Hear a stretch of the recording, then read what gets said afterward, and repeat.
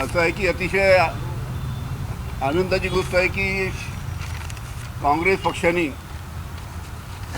आपला उमेदवारी अर्ज मागे घेतला. ही अतिशय चांगली गोष्ट आहे. बाकीसुद्धा जे 22-23 उमेदवार आहेत त्यांनीसुद्धा या गोष्टीचा विचार करायला पाहिजे होता की बारामती मतदारसंघामध्ये महाराष्ट्रामध्ये अजितदादाचं जे योगदान आहे ते विचारात घेऊन बाकी उमेदवारांनीसुद्धा जर मागे घेतलं असता आणि ही निवडणूक बिनविरोध केली असती तर त्याचा सर्वांना अतिशय आनंद झाला असता. पण ठीक आहे, आता 22-23 उमेदवार रिंगणात आहेत. निवडणूक होईल, आता निकाल लागेल. सर्वांना माहीत आहे निकाल काय येणार आहे. तर ऑपरेशन टायगर मोठ्या प्रमाणात सुरू आहे. ठाकरेंचे काही खासदार एकनाथ शिंदे यांच्या संपर्कात असल्याची माहिती आहे. बैठकही झाल्याची माहिती आहे. असं आहे, ह्या सर्व बातम्या ज्या आहेत त्या पेरल्या जातात. आत्ताच काही तासापूर्वी माननीय खासदार अरविंद सावंत जे उद्धवजी ठाकरे गटाचे खासदार आहेत त्यांनी सविस्तर प्रेस कॉन्फरन्स घेऊन सांगितलं. संजय राऊत साहेबांनी प्रेस कॉन्फरन्स घेऊन सांगितलं की अशा पद्धतीचा कुठेही त्यांचे खासदार कुठे जाणार अशा पद्धतीची कुठेही चर्चा नाही. फक्त काही वर्तमानपत्रांनी त्यांना काही चुकीच्या बातम्या दिल्यामुळे त्यांनी अशा बातम्या छापून आणल्या आणि अशा पद्धतीचं पसरवत आहेत. त्याच्यामुळे ऑपरेशन टायगर कुठेही अस्तित्वात नाही आणि ज्या पद्धतीनं एकजुटीनं सर्व ठाकरे गटाचे खासदार उद्धवजी ठाकरे यांच्या पाठीमागे आहेत, त्याच्यामुळे असं घडणार नाही याची सर्वांना खात्री आहे. तुमच्या खासदारांशी मध्ये संपर्क झाला अशी चर्चा होती. असं काही होतं का किंवा आहे का किंवा होऊ शकते का? हे सगळ्या बातम्या तुम्ही लोक उडवत राहता. तुम्हाला 24 तास आणि 7 दिवस बातम्या दाखवायच्या राहतात. त्याच्यामुळे तुम्हीच आपल्या बातम्या करत राहता.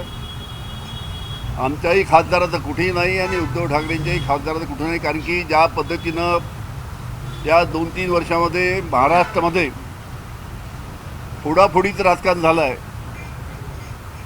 आणि पक्ष फोडल्यानंतर जे पक्ष फुटल्या जातात त्यांची काय अवस्था होते हे सर्व महाराष्ट्र पाहत आहे. त्याच्यामुळे ठीक आहे, मधल्या काळामध्ये काही फोडाफोडीचं राजकारण 2-3 वर्षापूर्वी यशस्वी झालं असेल, पण जे पक्ष फुटले त्याची आज अवस्था काय आहे, त्यांच्या नेत्याची अवस्था काय आहे हे आपण सर्वांनी पाहिलं पाहिजे. त्याच्यामुळे कुठेही ऑपरेशन टायगर महाराष्ट्रामध्ये नाही. कोणतेही खासदार उद्धवजी ठाकरे यांचे फुटणार नाही अशा प्रकारचं संपूर्ण चित्र आहे. केंद्रात एक मंत्रीपद जास्तीचा मिळावा यासाठी खासदारांची संख्या वाढवण्याचा एकनाथ शिंदेचा प्रयत्न आहे का आणि तो मंत्रीपद आपल्या पुत्रासाठी हवा आहे म्हणून हे केलं जात आहे? असं आहे, त्यांचे खासदार किती आहे सर्वांना कल्पना आहे. त्याच्यामुळे बाहेरचे फोडून आणणं, कोणतेही पक्षाचे खासदार अशा पद्धतीने फोडणं हे काही इतकं शक्य नाही. प्रत्येक पक्षाचे खासदार त्यांच्या पक्षाची अतिशय प्रामाणिकपणे त्यांच्या पक्षावर आहेत. त्याच्यामुळे अशा पद्धतीचं घडणार नाही हे सर्वांना माहिती आहे. महसूल मंत्री म्हटले की मतदारसंघातील कामासाठी उद्धव ठाकरे यांचे खासदार एकनाथ शिंदे आणि मुख्यमंत्री देवेंद्र फडणवीस यांच्या संपर्कात आहेत. उद्धव ठाकरे वेळ देत नाही आपल्या खासदारांना. असं काही नाही आहे. आता कसं आहे की सरकारमध्ये जे मंत्री आहेत त्यांच्याकडे जर एखाद्या खासदाराच्या मतदारसंघाचं काम, एखाद्या आमदाराच्या मतदारसंघाचं काम पडलं तर त्याच्याकडे जातात. लोकांच्या कामासाठी जावं लागतं शासनाकडे. एखाद्या मंत्र्याला एखाद्या कामासाठी जर एखादा विरोधी पक्षाचा जर आमदार खासदार भेटायला गेला तर याचा अर्थ असं नाही की तो खासदार चालला म्हणून. अनेक लोक आपल्या मतदारसंघामध्ये अतिशय महत्त्वाची कामं, जनतेची कामं राहतात, त्याच्यासाठी मंत्र्यांना, मुख्यमंत्र्यांना, उपमुख्यमंत्र्यांना भेटावं लागतं आणि अशा प्रकारच्या भेटी होत राहतात. बारामती बिनविरोध झाली नाही निवडणूक, हे तटकरेंचं अपयश आहे असं आमदार लांडगे म्हणाले. नाही, पण कोणत्या कोणाचं अपयशाची गोष्ट नाही. शेवटी असं आहे की सर्वांना स्वातंत्र्य आहे. आता काही काही तो उमेदवार बारामतीच्या बाहेरचे तिथं आले आणि बहुतेक उमेदवार कशासाठी फॉर्म भरतात, निवडणुकीला उभे राहतात. आपल्याला माहीत आहे की पब्लिसिटी मिळाली पाहिजे, आपलं नाव संपूर्ण महाराष्ट्रामध्ये देशामध्ये गेलं पाहिजे. या कारणासाठी अनेक उमेदवार अशा पद्धतीच्या महत्त्वाच्या निवडणुकीमध्ये फॉर्म भरतात. ते त्या मतदारसंघातली नसली तरी बाहेर येऊन फॉर्म भरतात. मला सांगा, सुनेत्रा पवार यांच्या प्रचारासाठी तुम्ही पवार साहेब तुमच्या पक्षातले नेते जातील का, त्यांचा प्रचार करतील? प्रश्नच नाही. सगळ्यांना वाटतं की सुनीताताई निवडून आल्या पाहिजे. पवार साहेब जातील, तुम्ही जाल, प्रचार सभा घ्याल तिथं? असं आहे, तुम्हाला माहीत आहे की काल जेव्हा काँग्रेसनी माघार घेतली तेव्हा स्वतः खरगे साहेबांनी पवार साहेब बोलले, फोनवर बोलले, दोघं चर्चा त्यांनी केली. चर्चा घेऊन त्यांनी काँग्रेसनी निर्णय घेतला. म्हणजे काँग्रेसनी माघार घ्यावी ही आमच्या पक्षाची, आणि पवार साहेब त्याच्यासाठी स्वतः खरगे साहेबांशी बोलले. दोघांचं बोलणं झालं आणि त्याच्यानंतर काँग्रेस पक्षाने आपला उमेदवारी अर्ज मागे घेण्याचा निर्णय घेतला. म्हणजे याचं श्रेय शरद पवार साहेबांना आहे का, की जी उमेदवारी मागे घेतली? कारण सर्वजण क्लेम करत आहे की आमच्या मध्यस्थीने, म्हणजे भाजपही म्हणत आहे की आमच्या मध्यस्थीनं उमेदवार काँग्रेसनं अर्ज मागे घेतला. भारतीय जनता पार्टीच्या म्हणण्याने काँग्रेस ऐकते का? पवार साहेबांच्या पवार साहेब, आता मला एक्झॅक्टली माहीत नाही, खरगे साहेबांचा फोन आला, पवार साहेबांनी केलं माहीत नाही मला, पण दोघांची चर्चा झाल्यानंतर हा महत्त्वाचा निर्णय झाला. आणि तशा पद्धतीचा निर्णय काँग्रेसच्या दिल्लीच्या वरिष्ठ नेत्यांनी महाराष्ट्राच्या जे अध्यक्ष आहे सपकाळ साहेब त्यांना कळवला, आणि अशा पद्धतीनं काँग्रेसनी माघार घेतली. अतिशय आनंदाची गोष्ट आहे.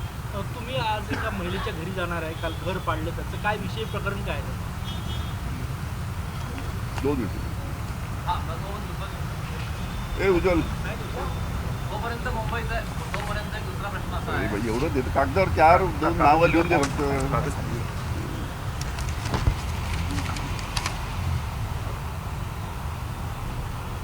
तिथे चाललो, तिथे या ना.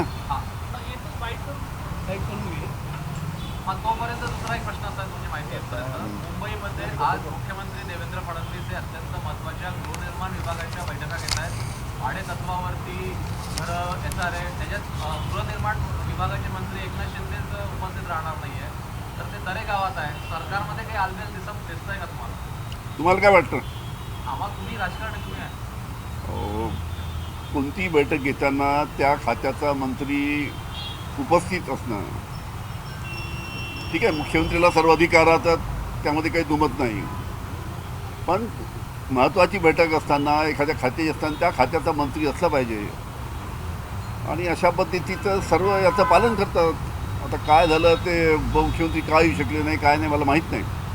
पण अशा वेळेस जर त्या खात्याचा जर मंत्री उपलब्ध नसेल किंवा उपस्थित नसेल, तर अशा पद्धतीनं बैठका पुढे ढकलून नंतर घेतल्या जातात 1-2 दिवसांनी.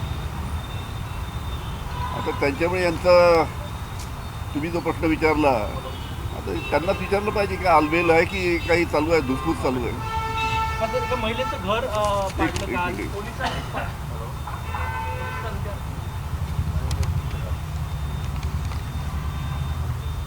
हां,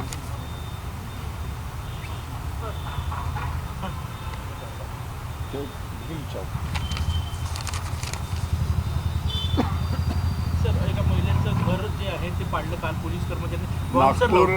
नागपूर शहरामध्ये काल म्हणजे 2-3 दिवसापूर्वी श्रीमती स्मिता वासनिक ही दलित महिला आहे.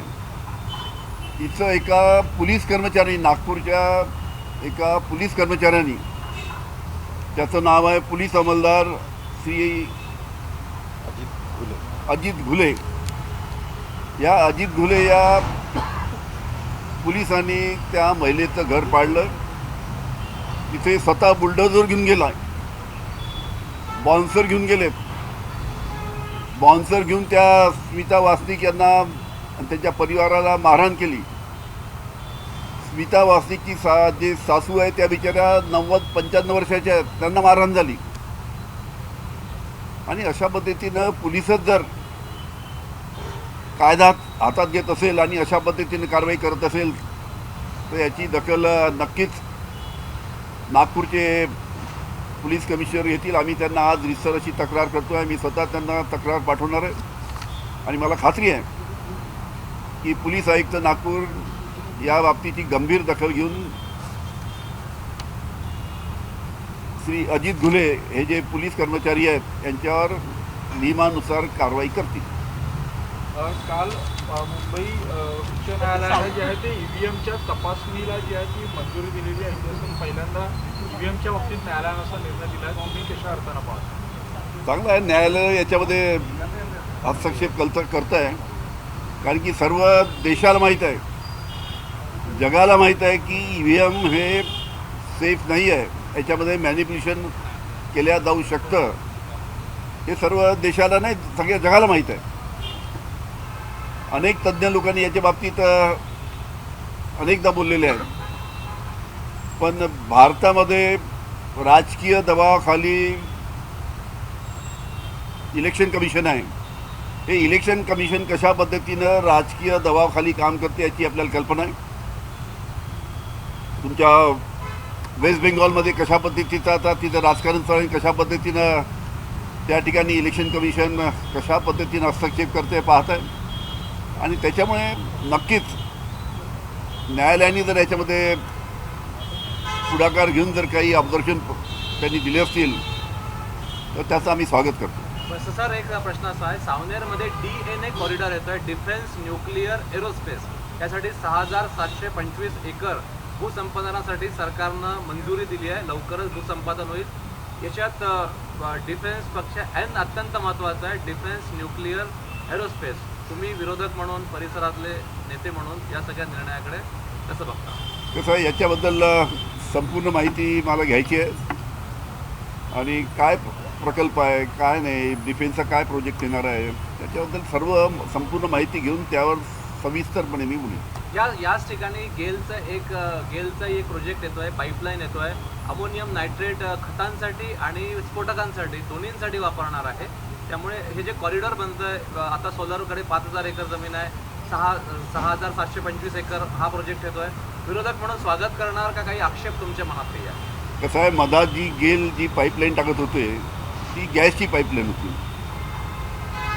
त्या गॅसच्या पाईपलाईनमुळे एक प्रकारे चांगल्या पद्धतीनं इंडस्ट्रीला फायदा झाला असता आणि डोमेस्टिक गॅसच्या बाबतीतसुद्धा त्याचा फायदा झाला असता. त्यामुळे त्याचं सर्वांनी स्वागत केलं होतं गॅस पाईपलाईनचं. आता तुम्ही जी नवीन पाईपलाईनच्या बाबतीत माहिती देताय त्याच्याबद्दल माहिती घेऊन मी व्यवस्थित बोलेन. स्वागत करणार तुमचे पुतणे आशिष देशमुख यांनी पाठपुरावा केला वेळोवेळी, त्यांचं स्वागत करणार का? तुमच्या मनात काही शंका या संदर्भात? नाही, कसं आहे की आता माहिती तर घेऊ द्या पहिले. तो जर खरोखरच डिफेन्सच्या फायद्याचा असेल किंवा लोकांना त्याचा त्रास होत नाही, चांगली गोष्ट आहे. मग त्याची संपूर्ण माहिती घेतल्याशिवाय संपूर्ण सविस्तरपणे मी बोलणार नाही. सर, एक शेवटचा प्रश्न, ते 2 लाख रुपयाचं कर्ज माफ झालं, ते अजून सातबारावरून फायनल झालं नाही, बोजा कायम आहे, की कर्ज मिळणार नाही शेतकऱ्यांना. आता 2 महिन्यावर खरीप हंगाम आलेला आहे, तर काय मागणी असणार आहे विरोधक म्हणून सरकारकडे? कसं आहे, शेतकरी आज अतिशय अडचणीत आहे. सोयाबीनचे भाव शेतकऱ्यांना काय मिळत आहेत, कापसाच्या बाबतीत आता कापसाचे भाव वाढले. जेव्हा कापूस शेतकऱ्यांनी व्यापाऱ्याला विकला, शेतकऱ्यांनी व्यापाऱ्याला विकला, आता कापसाचे भाव वाढले. या सर्व कापसाचे जे भाव वाढले त्याचा फायदा आता व्यापाऱ्याला होणार आहे. खताच्या किमती पुढील काळामध्ये वाढणार आहे. आणि आता कर्जाचा जो विषय आहे, कर्जमाफी जाहीर केली होती सरकारने. आता पुढच्या जूनमध्ये काही कर्जमाफी आश्वासन दिलं, पाहू त्याचं काय होतं तर. पण जे 2 लाखाच्या कर्जाच्या बाबतीत आपण विचारलं, त्याचा कोणताही फायदा कोणत्याही शेतकऱ्यांना नाही. शेतकऱ्यांची दिशाभूल त्या निमित्तानं सरकारने केलेली आहे. आणि आता पुढील हंगामामध्ये आता 2 महिन्यांनी जेव्हा पेरणीचा हंगाम येईल त्यावेळेस शेतकरी अतिशय या संपूर्ण कर्जासाठी अतिशय अडचणीत येणार आहे.